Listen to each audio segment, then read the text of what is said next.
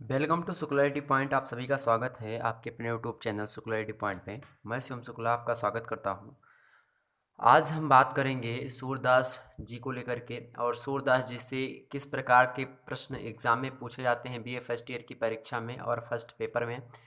तो उस लेवल पर हम चर्चा करेंगे और किस तरीके से प्रश्न बनते हैं और कौन से प्रश्न इम्पोर्टेंट हैं, कौन से मोस्ट इम्पॉर्टेंट हैं, कौन से प्रश्न पूछे गए हैं और कौन से प्रश्न पूछे जाएंगे, या फिर कौन से प्रश्न ऐसे होंगे जो रिपीटेड होंगे, मतलब जो 18 में भी आए हैं, 19 में भी आए हैं, 20 में भी आए हैं और 21 में आने की संभावना भी है। तो बात करेंगे हम हिंदी साहित्य बीए फर्स्ट ईयर का पूरा सिलेबस जो है पढ़ेंगे आप इस वीडियो के मतलब सीरीज़ के अंतर्गत पूरा का पूरा कोर्स फ्री में पढ़ेंगे। इससे पहले 2 लेक्चर आपको मिल चुके हैं, जिसमें हमने पहले लेक्चर में बात की थी किसके बारे में। पहले लेक्चर में बात की थी हमने कबीर दास जी के बारे में, दूसरे में हमने मलिक मोहम्मद जायसी जी के बारे में चर्चा करी। आज के वीडियो में हम बात करेंगे सूरदास जी के बारे में। जी हाँ, सूरदास जी जो कि एक मान सकते हो आप कृष्ण भक्ति शाखा के प्रणेता कवि, और उसके बाद में प्रमुख कवि के रूप में, अष्टछाप के प्रथम कवि के रूप में, ठीक इस प्रकार से इन्होंने कार्य किया। सूरदास जी की मैं बात करूँ तो सूरदास जी जो है इनके इनकी तमाम सारी रचनाएं हैं, जैसे सूर सागर हो गई, साहित्य लहरी है, सूर सारावली है, ठीक। और सूर सागर और जो सूर सारावली है, इसकी जो कथा वस्तु है वो श्रीमद् भागवत पर आधारित है। इस प्रकार के प्रश्न भी पूछे जाते हैं। साथ ही ये भी कहीं कहीं पूछा था कि साहित्य लहरी की विषय वस्तु क्या है। तो साहित्य लहरी की विषय वस्तु है नायिका भेद का निरूपण शास्त्रीय आधार पर इसमें किया गया है। तो यही चीज़ है कि जो है नायिका भेद का निरूपण किया गया है शास्त्रीय आधार पर, ठीक। और ये वल्लभाचार्य के शिष्य थे। कौन? सूरदास किसके शिष्य थे? वल्लभाचार्य के शिष्य थे। और इनके सूर सागर जो सबसे प्रचलित इनका ग्रंथ है, उसमें 12 स्कंध हैं किसमें? सूर सागर में। और सूर सागर का जो दसम स्कंध है उसी को भ्रमर गीत के नाम से भी जाना जाता है। तो इस बात को ध्यान रखेंगे। यही बताना चाहूँगा सूरदास जी का जो जन्म हुआ था, कब हुआ था। तो सूरदास जी के जन्म के विषय में मतभेद है विद्वानों में। कुछ विद्वान इन्हें संवत 1535 में बताते हैं और कुछ संवत 1540 ईस्वी में इनका जन्म मानते हैं। कहाँ पे जन्म हुआ था? तो इनका जन्म 2 गाँव में जन्म उल्लेख मिलता है कि मतलब अलग अलग स्थानों पर लोग बताते हैं। एक है सीही नामक ग्राम, एक है रुनकता नामक ग्राम। इनका निधन 105 वर्ष की उम्र में हो गया था, पारसौली में हो गया था। ये बात भी ध्यान रखेंगे, ठीक। अब हम बात करेंगे सूरदास जी को लेकर के निम्न प्रकार के से इनकी पंक्तियाँ भी कुछ अपने पाठ्यक्रम में शामिल हैं। और सूरदास जी के मैं बात करूं तो सूरदास जी के सूर सागर के 30 पद आपके पाठ्यक्रम में संकलित है। बीए फर्स्ट ईयर के पाठ्यक्रम में 30 पद संकलित हैं। किसके? सूरदास जी के। किसके? और कबीर के 25, साखी कबीर की संकलित है और 10 पद, ठीक। तो साखी 25 साखी है और 10 पद है। कबीरदास के जायसी का पद्मावत का एक खंड है। सूरदास जी का 30 पद है। और तुलसीदास जी की मैं बात करूँ तो रामचरितमानस का एक प्रसंग है। बिहारी के 30 दोहे हैं, बिहारी सतसई से उद्धृत हैं। घनानंद के 20 छंद हैं, घनानंद कवित्त से। इसके अलावा द्रुतपाठ हेतु द्रुतपाठ के रूप में जिनसे बहुत कम प्रश्न पूछे जाते हैं, उनके रूप में आपके पाठ्यक्रम में रहीमदास, केशवदास और भूषण, ये 3 कवि निर्धारित किए गए हैं, ठीक है। तो इन और आप जो है पुस्तक पढ़ सकते हो मध्यकालीन काव्य मंजूषा, इसको लेकर के मध्यकालीन काव्य मंजूषा आप पढ़ सकते हो इसको लेकर के, ठीक है। संपादक है उसके प्रोफेसर सदानंद शाही और डॉक्टर श्रीमती प्रमिला बुधवार, ठीक। ये पुस्तकें आप पढ़ सकते हो, ये जो है। और अगले में आते हैं आपके जो नेक्स्ट है, इसमें सिलेबस हम थोड़ा भी बता दे रहे हैं। जो हिंदी निबंध एवं नाटक है द्वितीय प्रश्न पत्र मित्रों, उसमें निबंध में प्रताप नारायण मिश्र को से और आचार्य महावीर प्रसाद द्विवेदी जी शामिल हैं, आचार्य रामचंद्र शुक्ल हैं, आचार्य हजारी प्रसाद द्विवेदी हैं, डॉक्टर रामविलास शर्मा है, डॉक्टर विद्यानिवास मिश्र हैं और कुबेरनाथ राय हैं, ठीक। और नाटक एकांकी में देखा जाए तो नाटक एकांकी में आपके ध्रुव स्वामिनी है आपके पाठ्यक्रम में संकलित, जयशंकर प्रसाद की जो रचना है। एकांकी में निर्धारित एकांकीकार जो हैं डॉक्टर राम कुमार वर्मा, भुवनेश्वर प्रसाद जी हैं, उपेंद्र नाथ अस्क हैं, उदय शंकर भट्ट, लक्ष्मी नारायण मिश्र, ठीक है। और इसकी पुस्तक आप पढ़ सकते हो एकांकी निकुंज, उसमें सारी जो है चीज़ें मिल जाएंगी। और निबंध दर्पण में आप पढ़ सकते हो डॉक्टर प्रभाकर मिश्रा जी की संपादन पुस्तक है और डॉक्टर मधु खन्ना की, ठीक। द्रुत पाठ के रूप में आप में राहुल सांकृत्यान शामिल हैं, मोहन राकेश जी हैं और जगदीश चंद्र माथुर जी हैं। तो इस प्रकार से आप में शामिल होते हैं पाठ्यक्रम में आपके, ठीक है। अब हम बात करेंगे मित्रों जो है सूरदास जी को लेकर के किस प्रकार के प्रश्न पूछे जाते हैं और रस योजना इनकी क्या है, दार्शनिक चेतना कैसी है, वो ये सूरदास जी वात्सल्य के सम्राट कहे जाते हैं। इन सभी बातों को भी ध्यान रखेंगे आप, ठीक। आइए बात करते हैं, प्रश्नों की ओर चलते हैं मित्रों। किसकी ओर चलते हैं? प्रश्नों की ओर चलते हैं। दोस्तों आपके सामने स्लाइड प्रस्तुत है, आप देख सकते हो। पहला प्रश्न है आपके सामने कि सूरदास जी का जन्म कब हुआ था। सूरदास जी का जन्म कब हुआ था, हमने क्या बताया था अभी। ऑप्शन देखिए 1535, संवत 1535 विक्रमी। ऑप्शन इसका ए करेक्ट होगा। नेक्स्ट प्रश्न है आपका कि सूरदास का जन्म कहाँ हुआ था। तो सूरदास जी का जन्म कहाँ पे हुआ था दोस्तों। तो रुनकथा नामक ग्राम कहीं पे दिख रहा है, सी ही नहीं दिख रहा, सो ही लिखा है, गलत है। रुनकथा बी करेक्ट है। अगला प्रश्न है सूरदास के गुरु का क्या नाम था। सूरदास के गुरु का क्या नाम था, हमने क्या बताया था, वल्लभाचार्य। बिल्कुल सही, सी ऑप्शन करेक्ट है। ऐसे प्रश्न पूछे जाते हैं एग्जाम में, ठीक। बहुत प्रश्न इस बार पूछे गए हैं ये सारे। अगला प्रश्न है सूरदास किस शाखा के कवि हैं। तो सूरदास किस शाखा के हैं, कृष्ण भक्ति शाखा के कवि हैं। हमने बताया था कि भक्ति काल को स्वर्ण युग के नाम से जाना था, यानी स्वर्ण काल के नाम से जाना जाता है। भक्ति काल को हम दो भागों में बांट करके पढ़ते हैं। दो धाराएं होती हैं, एक होती है निर्गुण काव्य धारा, एक होती है सगुण काव्य धारा। निर्गुण काव्य धारा में जब हम बात करते हैं तो निर्गुण में आप एक होती है प्रेमाश्रयी, एक होती है प्रेमाश्रयी, एक होती है ज्ञानाश्रयी। तो प्रेमाश्रयी के हैं मलिक मोहम्मद जायसी और ज्ञानाश्रयी के हैं आपके कबीर दास, ठीक। परवर्ती कवि मतलब प्रवर्तक जो हैं इसके। और उसके बाद में जो दूसरी शाखा है जिसको सगुण जो है धारा बोलते हैं, सगुण काव्य धारा। सगुण को दो भागों में हम बांटते हैं, एक कृष्ण भक्ति शाखा और एक राम भक्ति शाखा। तो कृष्ण भक्ति शाखा के प्रवर्तक कवि माने जाते हैं कौन, सूरदास, जिसके बारे में हम चर्चा करते हैं। और इसके बाद वाले जो हैं वो राम भक्ति शाखा के कवि तुलसीदास जी हैं, ओके। तो इन सभी को ध्यान में रखेंगे, इस तरीके से भक्ति काल का डिवाइडेशन हुआ है। अगले प्रश्न की ओर हम बढ़ते हैं दोस्तों। अगला प्रश्न आपके सामने आया कि काहे को गोपीनाथ कहावत पद किसका है। तो काहे को गोपीनाथ कहावत पद किसका है, तो ये है दोस्तों किसका है, ये सूरदास जी का ही ऑप्शन इसका एक करेक्ट है। दोस्तों ध्यान रखेंगे और प्रश्न सूरदास जी को लेकर के पूछा जाता है कि सूरदास की कुल कितनी मुख्य रचनाएं हैं। सूरदास की ध्यान दे होंगे, अभी हमने पहले बताया था 3 रचनाएं आपको बताई होंगी। तो 3 रचनाएं मुख्य हैं। कौन कौन सी 3 रचनाएं वो हैं, हमने क्या क्या बताया था कि सूर सागर है, सूर सारावली है और एक और हमने बताया था, ठीक है। एक हमने और बताया था, ध्यान दीजिए उसको। क्या बताया था हमने, हमने बताया था सूर सागर एक रचना है, दूसरी कौन सी बताई थी, साहित्य लहरी, तीसरी हमने बताई थी सूर सारावली। तो 3 रचनाएं ये हैं, बड़ी ही महत्वपूर्ण रचनाएं हैं किसकी, सूरदास जी की। और प्रश्न भी पूछा था कि इनकी मृत्यु कब हुई थी, हमने बताया 1640 ईस्वी में हुई थी।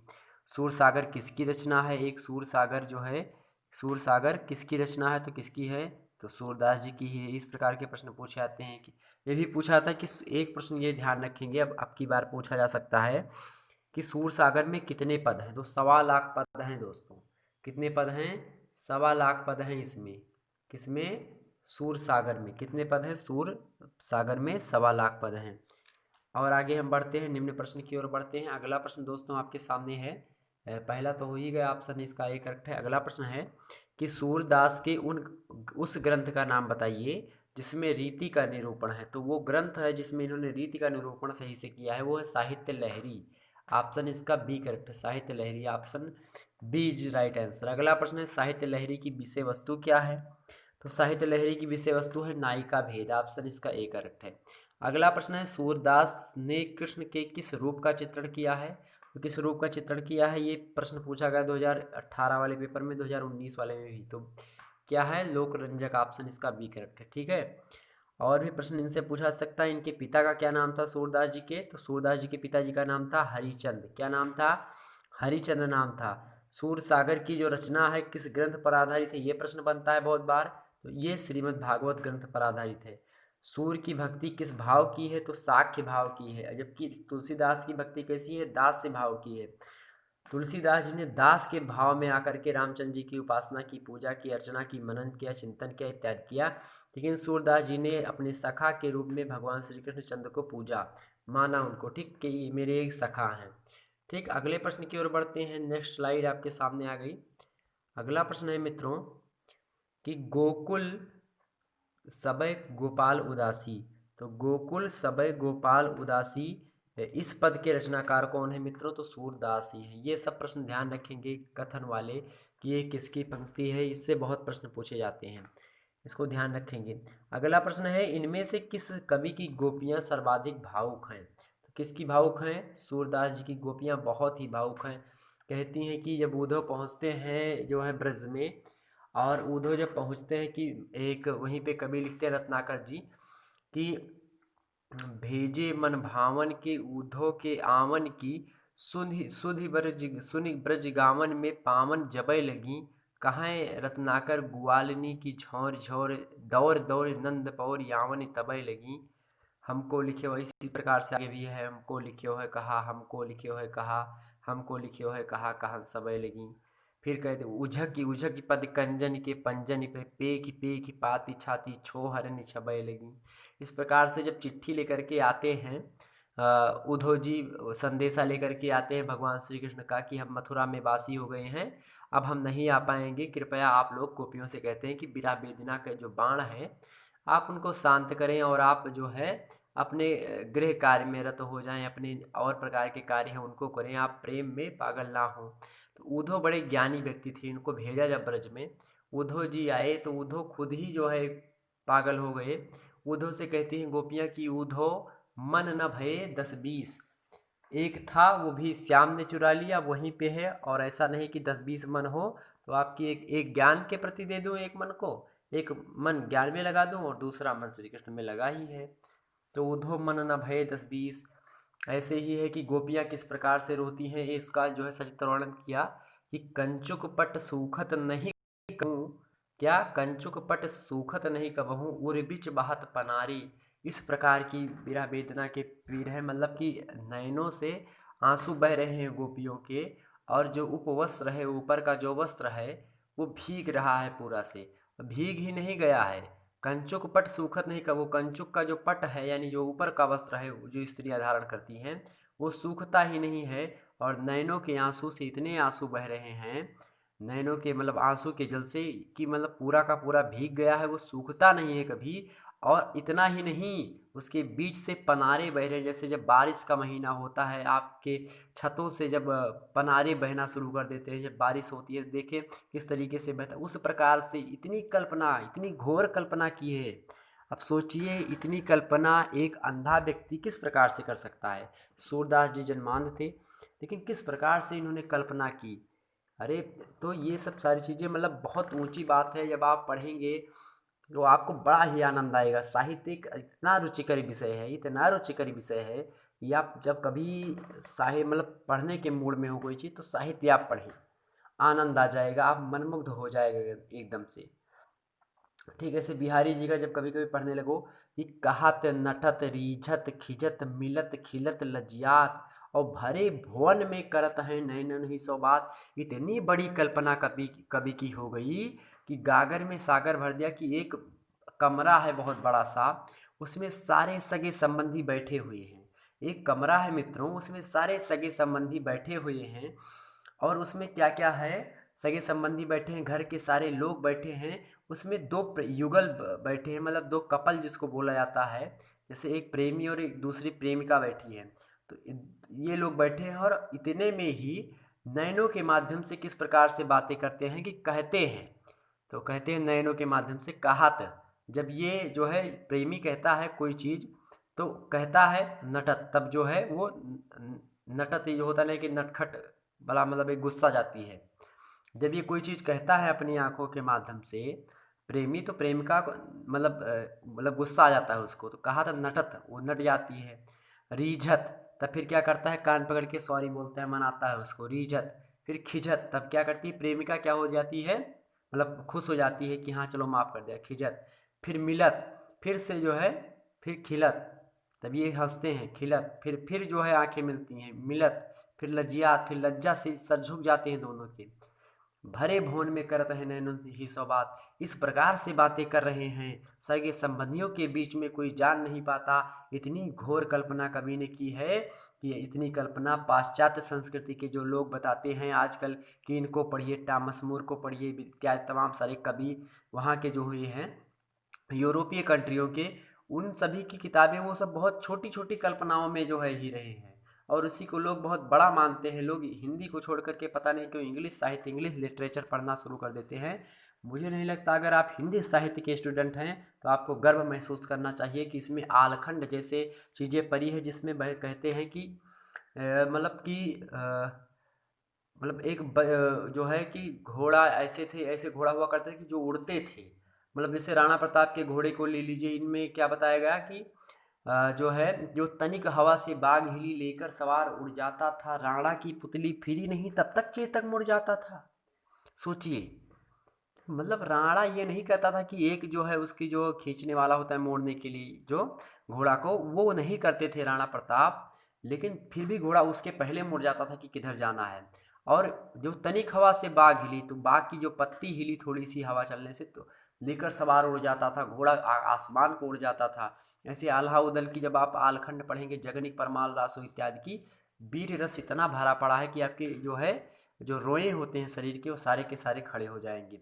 मतलब एक आपके अंदर एक वो जागृत होगा, एक ऊर्जा आएगी, नवीन चेतना का नवसंचार होगा। इस प्रकार के कवि हुए हैं अपने में। इसी प्रकार से सूरदास देखिए अंधे होते हुए भी इस प्रकार की कल्पना कर रहे हैं। इन्होंने कहा कि मतलब जो है, ऊधो मोहि ब्रज बिसरत नाही, निस दिन बरसत नयन हमारे, ऊधो मतलब मन न भये 10-20। इस प्रकार से बहुत सारी इस प्रकार से जो है इनके पद हैं सूरदास जी के, जो कि बड़े ही लुभावने हैं और बहुत बड़े ही मनमोहक हैं, बड़े ही पसंदीदा हैं, लोग पसंद करते हैं, लोग पढ़ना पसंद करते हैं। अगला प्रश्न है तो भावुक बहुत ज़्यादा गोपियाँ हैं, किसके, किस कवि को लेकर के, किस कवि में जो है गोपियाँ बहुत भावुक हैं, किस कवि की गोपियाँ, तो सूरदास जी की जो गोपियाँ हैं, मतलब जो गोपियों का चित्रण किया है इन्होंने, वो बहुत ही भावुक हैं। अगला प्रश्न है कि वात्सल्य एवं श्रृंगार का सम्राट किस कवि को कहा जाता है। तो वात्सल्य एवं श्रृंगार का जो सम्राट है, मतलब वात्सल्य मीन्स प्रेम, श्रृंगार मीन्स श्रृंगारिता, एक संयोग श्रृंगार होता है, एक वियोग श्रृंगार होता है, तो इसके सम्राट हैं कौन, तो आपके सूरदास जी ही हैं। कौन है, सूरदास जी हैं। ऑप्शन इसका लगा दीजिए बी वाला, सॉरी डी वाला, सूरदास। अगला प्रश्न है दोस्तों आपका कि सूरदास का जन्म स्थान, डॉक्टर नगेंद्र, ये आलोचक है डॉक्टर नगेंद्र, इनके अनुसार किस स्थान पर माना जाता है। तो डॉक्टर नगेंद्र ने इनका जन्म स्थान सीही ग्राम माना है, ऑप्शन इसका ही करेक्ट है। अगले प्रश्न की ओर बढ़ते हैं मित्रों। अगला प्रश्न है आपका कि पुष्ट मार्ग का और पुष्ट मार्ग में से कौन सी अवस्था बताई गई है। तो पुष्ट मार्ग में से कौन सी अवस्था बताई गई है, तो देखिए स्वरूपाशक्ति की, लीला शक्ति की और भाव शक्ति की। तो स्वरूप शक्ति, लीला शक्ति और भाव शक्ति, इन सभी की बताई गई है। उक्त सभी ऑप्शन इसका डी करेक्ट होगा। और ध्यान देंगे दोस्तों, और भी पूछा आता है सूर सागर के को लेकर के प्रश्न। एक प्रश्न पूछा गया था पिछली बार कि सूर सागर में स्कंधों की संख्या कितनी है। तो सूर सागर में कितने स्कंध हैं मित्रों, 12 स्कंध हैं, ध्यान देंगे। और सूर सागर में कुल कितने भ्रमर गीत हैं, तो 3 भ्रमर गीत हैं, ठीक है। भ्रमर गीत कितने हैं, 3 है। सूर सागर में स्कंद कितने हैं, 12 स्कंद हैं। सूर सारावली में कितने छंद हैं, तो 1107 छंद हैं। कितने छंद हैं सूर सारावली में, 1107 छंद हैं। किसमें, सूर सारावली में। और सूरदास की भाषा कैसी है मित्रों, तो आपको ध्यान होगा ब्रज भाषा है। सूरदास जी की भाषा कैसी है, ब्रज भाषा है। भ्रमर गीत का जो एक प्रश्न पूछा था कि पिछली बार पूछा गया था कि भ्रमर गीत का प्रतिपाद्य क्या है, तो भक्ति का प्रतिपादन है। यशोदा किसकी पत्नी थी, तो नंद जी की पत्नी थी, ये भी प्रश्न पूछा जा सकता है। और एक बार एक प्रश्न और बड़ा ही महत्वपूर्ण है कि सूरदास के लोकप्रिय शासक का क्या नाम है। तो सूरदास के जो लोकप्रिय शासक थे वो कौन थे, अकबर थे उस समय के। तो अकबर सूरदास जी के लोकप्रिय शासक थे, ठीक है, ये बात ध्यान रखेंगे। अगले प्रश्न की ओर बढ़ते हैं मित्रों हम। अगला प्रश्न है आपका कि सूरदास को कौन सा ब्राह्मण बताया गया है। तो सूरदास कौन से ब्राह्मण है, तो सारस्वत ब्राह्मण है वो, सारस्वत ब्राह्मण, ऑप्शन इसका ए करेक्ट है। भ्रमर गीत पूछा जाता है कि अंग किसका है, तो भ्रमर गीत सूरसागर का अंग ही है, ठीक। अगले प्रश्न, और अल मीन्स होता है भंवरा, ठीक। अगला प्रश्न है मित्रों, इनमें से कौन सा पुष्टि संप्रदाय की भक्ति साधना का पक्ष है? तो कौन सा पुष्टि संप्रदाय की भक्ति साधना का पक्ष है? सिद्धांत पक्ष है या सेवा पक्ष है? कौन सा है मित्रों? तो ये दोनों है। ऑप्शन इसका सी है, सी इज राइट आंसर। अगला प्रश्न है कि पुष्टि संप्रदाय के सेवा पक्ष का स्वरूप है। तो क्या है सेवा पक्ष का स्वरूप? गुरु सेवा है, संत सेवा है, बिल्कुल प्रभु सेवा है। तो ये उपयुक्त सभी है। ऑप्शन इसका डी था, उपयुक्त सभी। पहला ऑप्शन है गुरु सेवा, दूसरा है आपका संत सेवा, तीसरा है प्रभु सेवा। ये तीन के तीनों आपके तीनों ऑप्शन सही हैं, उपयुक्त सभी। अगले प्रश्न की ओर बढ़ते हैं मित्रों। अगला प्रश्न है आपका, अगला प्रश्न है कि अष्टछाप के कवियों में सूरदास जी का कौन सा स्थान है? तो पहला स्थान है सूरदास जी का। कौन सा स्थान है? पहला स्थान है। क्वेश्चन ये भी पूछा जाता है कि कृष्ण भक्ति काव्यधारा के अंतर्गत आते हैं। तो कृष्ण भक्ति काव्यधारा के अंतर्गत जो अष्टछाप के कवि हैं वो सारे के सारे आ जाते हैं। ठीक है। और तमाम सारे ऑप्शन आपको देख के चूतिया मतलब मूर्ख बना सकता है कि भक्ति काव्य के कवि, सभी ब्रजभाषा के कवि, सभी श्रृंगार रचना, ये सब नहीं होगा। अष्टछाप के कवि कृष्ण भक्ति काव्य धारा के अंतर्गत आ जाते हैं। पुष्ट मार्ग की स्थापना की थी किसने? वल्लभाचार्य ने की थी। और सूरदास जी का जो सिद्धांत है वो शुद्धा द्वैतवाद है। शुद्धा द्वैतवाद को फॉलो करते हैं सूरदास जी। और एक कथन है कि पुष्ट मार्ग का जहाज, ये किसको कहा जाता है? किसको? तो सूरदास जी को। ठीक, इस बात को ध्यान रखेंगे। अगले प्रश्न की ओर बढ़ते हैं। सूर वात्सल्य का कोना कोना झांक के आए थे, ये कथन किसका है? मोस्ट इंपॉर्टेंट प्रश्न है, ये प्रश्न लगातार पूछा जा रहा है एग्जाम में। तो देखेंगे, सूर वात्सल्य का कोना कोना झांक कर आए थे, ये कथन किसका है? ये कथन है मित्रों, ये कथन किसका है? डॉक्टर रामचंद्र शुक्ला जी का। ऑप्शन इसका सी करेक्ट आंसर है। अगला प्रश्न है कि भ्रमर गीत का भ्रमर प्रतीक है। तो भ्रमर गीत का जो भ्रमर है, जो भंवरा है, वो किसका प्रतीक है? भंवरे के काले रंग का प्रतीक है। भंवरे के काले रंग का। ऑप्शन इसका बी करेक्ट है। अगला प्रश्न है सूर सागर का मुख्य विषय है। तो सूर सागर का जो मुख्य विषय है वो है श्री कृष्ण की लीला का गान करना। ऑप्शन में दिया होगा ऑप्शन डी, श्री कृष्ण की लीला का ज्ञान करना। अगले प्रश्न की ओर बढ़ते हैं मित्रों। अगला प्रश्न है आपका कि सूर द्वारा प्रकृति का वर्णन कितने रूपों में किया गया है? मोस्ट इंपॉर्टेंट प्रश्न है मित्रों। तो 4 रूपों में किया गया है इनका वर्णन प्रकृति का, सूरदास जी के द्वारा प्रकृति का। अगला प्रश्न है सूर साहित्य में राधा का कृष्ण के साथ कैसा संबंध था? तो सूर साहित्य में राधा का कृष्ण के साथ प्रेमिका का संबंध था। ऑप्शन इज ए राइट है। ठीक, मतलब ऑप्शन ए करेक्ट है इसका। अगला प्रश्न है सूरदास के पदों को संस्कृत के किस कवि की परंपरा में देखा जा सकता है? तो सूरदास के पदों को संस्कृत के किस कवि की परंपरा में देखा जा सकता है मित्रों? ऑप्शन दिया है आपको, माघ कवि, भारव कवि, कालिदास या फिर जयदेव। तो जयदेव के में देखा जा सकता है। अगला प्रश्न है सूर सागर का सबसे बड़ा स्कंध कौन सा है? सूर सागर का सबसे बड़ा स्कंध है 10वां स्कंध। ऑप्शन इसका सी करेक्ट होगा। ठीक है, और इसी में भ्रमर गीत भी इन्हीं से मिला करके बनाया गया है।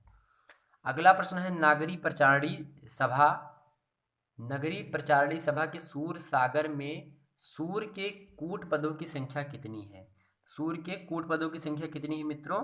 तो 233। ऑप्शन इसका ए करेक्ट होगा, 233। और नगरी प्रचारणी सभा काशी द्वारा संपादित सूर सागर के संपादक कौन है? यह प्रश्न पूछा था कि नगरी प्रचारणी सभा काशी द्वारा संपादित सूर सागर के संपादक कौन है? तो नंद दुलारे वाजपेयी जी है संपादक। ठीक,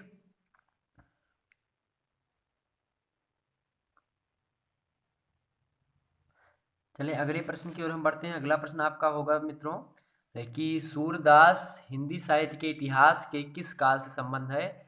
तो किस काल से संबंधित है ये? तो पूर्व मध्यकाल से संबंधित है सूरदास।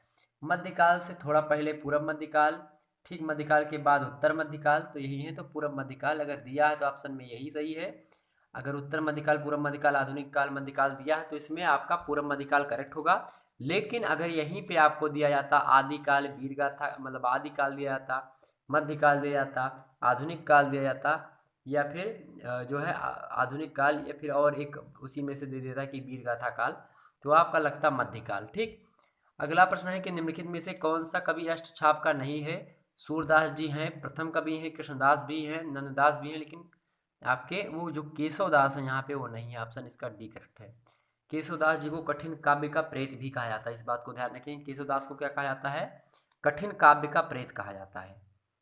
अगला प्रश्न है कि नंद दुलारे वाजपेयी के संपादकत्व में प्रकाशित सूरसागर में कितने पद हैं? तो सूरसागर में कितने पद हैं? 4936। ऑप्शन इसका ए करेक्ट है। 4936 जो है सूरसागर में पद हैं। सूरदास कैसे पद गाते थे? तो सूरदास आप सबको पता होगा विनय के पद गाते थे। ऑप्शन देगा विनय के पद, और पद देगा दीनता के पद, इत्यादि पद। ठीक, तो सूरदास दीनता के पद भी गाते थे, विनय के पद भी गाते थे। इस बात को ध्यान रखेंगे। तो अधिकतर विनय के पद है। अगर दीनता भी ऑप्शन में दिया है तो दोनों दिया होगा, ए और बी दोनों, तो लगा देंगे ए और बी दोनों। ठीक है, अगले प्रश्न की ओर बढ़ते हैं मित्रों। अगला प्रश्न है आपका, वैसे एक प्रश्न पूछा था कि पूछा था कि सूरदास के इष्ट देव कौन है? तो इष्ट देव इनके कौन थे? कृष्ण ही थे। ठीक, अगले प्रश्न आपके सामने अगला प्रश्न प्रस्तुत होगा मित्रों कि मन वाणी को अगम अगोचर सो जाने जो पावे, पंक्ति की भाषा कैसी है? तो पंक्ति की भाषा कैसी है मित्रों? तो भाषा होगी ब्रज, क्योंकि सूरदास जी ने लिखा है। अगले प्रश्न की ओर बढ़ते हैं, मेरो मन अनंत कहाँ सुख पावे, पद्य के रचनाकार कौन से हैं? तो ऑप्शन इसका बी है, सूरदास जी हैं। अगला प्रश्न है कि सूर्य के मन को कहाँ सुख मिलता है? तो सूरदास जी के मन को कहाँ सुख मिलता है? श्री कृष्ण में सुख मिलता है। ऑप्शन इसका बी करेक्ट है। अगला प्रश्न है कि जैसे उड़ जहाज को पंछी फिर जहाज पे आवे, जैसे मान लिया अगर कि पंक्ति किस कवि की पहले बता दें, तो पंक्ति ये है सूरदास जी की। इसका अर्थ देखिए कि जैसे उड़ जहाज को पंछी फिर जहाज पे आवे। मान लिया एक जहाज है कोई पानी वाला, और पानी वाली जहाज में जो है समुद्र में, हिंद महासागर या फिर प्रशांत महासागर में वो पानी का जहाज बह रहा है। वहाँ पे एक पंछी है, अगर उसको उड़ा दिया जाए समुद्र के बीचों बीच में, तो इधर उधर उड़ के खूब टहल घूम के उसके बाद में फिर उसी जहाज पे आएगा। उसको कहीं इधर जमीन नहीं मिलेगी, ना पेड़ पौधे मिलेंगे कि वहाँ पे वो बैठ जाए, फिर उसी जहाज पे घूम करके आएगा। तो वही बात यहाँ पे बताई गई कि जैसे उड़ जहाज को पंछी फिर जहाज पे आवे। ये पंक्ति लिखी किसने है? सूरदास जी ने। बड़ा ही महत्वपूर्ण चीजें हैं इसमें। और भी बहुत सारे प्रश्न जो है इनसे पूछे जाते हैं सूरदास जी को लेकर के। ठीक, बहुत सारे प्रश्न हैं इनको लेकर के कि मन और वाणी से परे क्या है? तो निर्गुण ब्रह्म है। निर्गुण, एक प्रश्न पूछा आता है कि निर्गुण के ज्ञान की अगमता और सगुण की सुगमता का बखान किसने किया है? क्या कि निर्गुण के ज्ञान की अगमता और सगुण की सुगमता का बखान किसने किया है? तो सूरदास जी ने किया है। ठीक, इस बात को ध्यान रखेंगे। और एक प्रश्न पूछा आता है कि कौन कमल रस का पान करता है तथा करील का फल नहीं खा सकता? ये भी प्रश्न पूछा गया था पिछली बार। तो ये जो सारे प्रश्न पूछे गए इनको मैं मुँह जबानी बता रहा हूँ, क्योंकि ये हमें जो है अभी ध्यान आ रहा है आपको बताते समय। तो कौन कमल का रस पान करता है और तथा करील का फल नहीं खा सकता? तो भंवरा होता है, वो कमल का रस तो पान कर सकता है, लेकिन जो करील होता है, करेले का वृक्ष होता है जो कड़वा होता है, उसका फल नहीं खा सकता भंवरा। ठीक, लेकिन कमल का रस पान करता है। एक प्रश्न और पूछा जा सकता है आपसे कि सूरदास का मन किसमें लीन हो गया है जो अनियंत्र नहीं जा सकता और कहीं नहीं जा सकता? केवल सूरदास जी का मन किसी में रम गया है, तो वो कौन है? भगवान श्री कृष्ण ही है। ये सब प्रश्न पूछे जाते हैं। एक प्रश्न पूछा था कि भ्रमर गीत का वर्णन श्रीमद् भागवत के जो 10वां स्कंध है उसमें किस अध्याय में किया गया है? तो भ्रमर गीत का जो वर्णन है श्रीमद् भागवत के 47वें अध्याय में किया गया है। श्रीमद् भागवत एक रचना है जिसमें जब भागवत आप जो है किसी के घर में, अगर आप हिंदू धर्म से संबंधित है, तो श्रीमद् भागवत जो है बैठाई जाती है, कथा होती है, भागवत कथा जिसको बोलते हैं। तो उसमें जो है 10वां स्कंद जब होता है, उसमें उसका जो 47वां अध्याय होता है, उसमें भ्रमर गीत का वर्णन मिलता है। ठीक, एक होता है किलकत शब्द। किलकत शब्द पूछा गया था एक बार 2018 में शायद, कि किलकत का अर्थ क्या होता है? तो किलकत का अर्थ होता है किलकारी मारती हुई। ठीक, इस बात को ध्यान रखेंगे। और अगले प्रश्न की ओर हम बढ़ते हैं मित्रों। अगली स्लाइड आपकी है। अगली स्लाइड है मित्रों कि कौन किलकारी मारते हुए घुटनों के बल चलते हुए आ रहा है? तो कौन किलकारी मारते हुए घुटनों के बल चलते आ रहा है? कृष्ण चलते आ रहे हैं। ऑप्शन इसका एक करेक्ट है। अगला प्रश्न है किसके आंगन में श्री कृष्ण अपना प्रतिबिंब पकड़ने के लिए दौड़ते हैं? किसके आंगन में दौड़ते हैं?